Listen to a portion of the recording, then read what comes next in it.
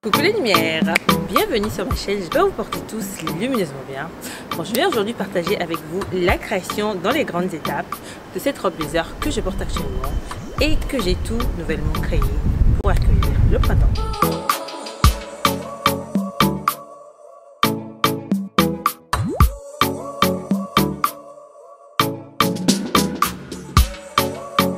Donc la robe blazer, je ne vous la présente plus, tout comme la veste blazer. Ce sont des pièces essentielles à avoir dans sa garde-robe.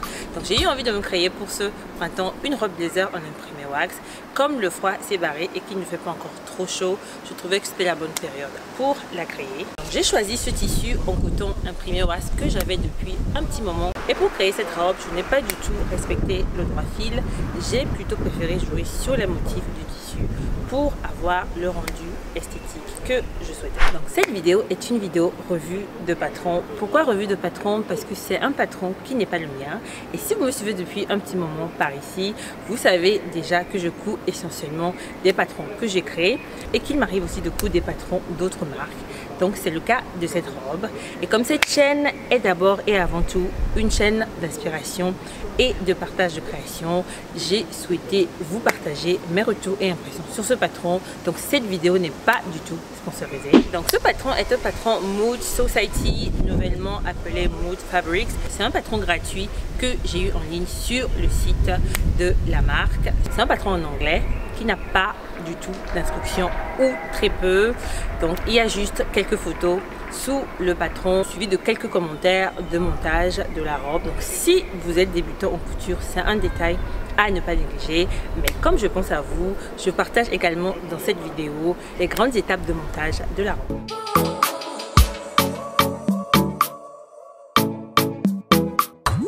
Donc le patron taille du 30 au 60. Au départ je voulais une silhouette oversize pour mon blazer, donc j'ai pris la taille 40-42, mais j'ai clairement vu trop large parce que le patron taille plutôt grand. Donc j'ai dû après enlever de la matière sur les découpes pour avoir la taille souhaitée.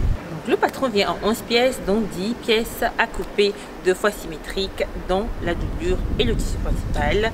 J'ai thermocollé les pièces par monture, les pièces colle, les pièces rabat et les pièces passepoil. J'ai d'abord assemblé les pièces du tissu principal, puis je suis venue poser les poches à rabat. Si vous avez envie de voir comment j'ai procédé pour créer les poches à rabat, je vous mets dans la barre d'infos le lien vers une vidéo sur comment poser facilement des poches à rabat avec passepoil. N'hésitez pas à aller checker.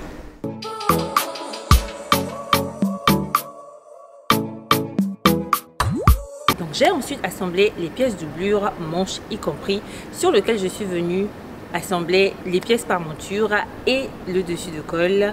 Ensuite, j'ai assemblé le dessus de colle avec la pièce tissu principal.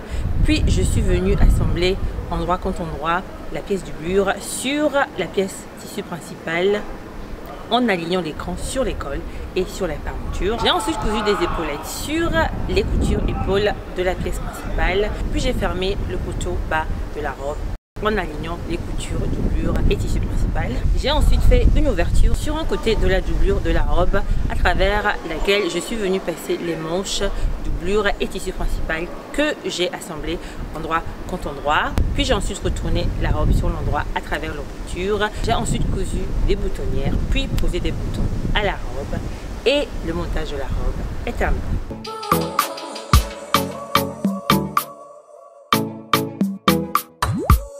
Donc ce patron de robe blazer est un patron plutôt actuel, je dirais, avec un col tailleur assez imposant.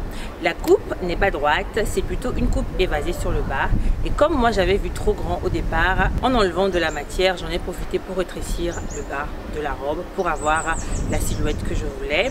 Et elle taille très courte. Je fais 1m72 et j'ai dû rajouter au moins une vingtaine de centimètres sur le bas pour avoir une taille décente selon moi. Donc c'est un détail que je voulais souligner. Si vous voulez une longueur courte, vous pouvez laisser le patron tel quel et ça ira très bien. Le patron de cette robe blazer est plutôt un patron chouette et très sympa à coudre si vous avez un peu de notions techniques en couture, et c'est également un patron qui s'adapte à différentes envies et projets couture.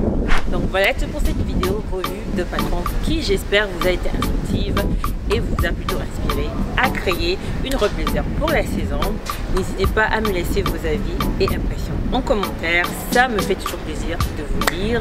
Et si vous êtes nouveau par ici, n'hésitez pas à rejoindre la lumineuse famille, à activer vos notifications pour ne rater aucune nouvelle publication à venir par ici. Et moi je vous retrouve très vite dans d'autres vidéos inspirantes à venir par ici. Et d'ici là, restez créatifs.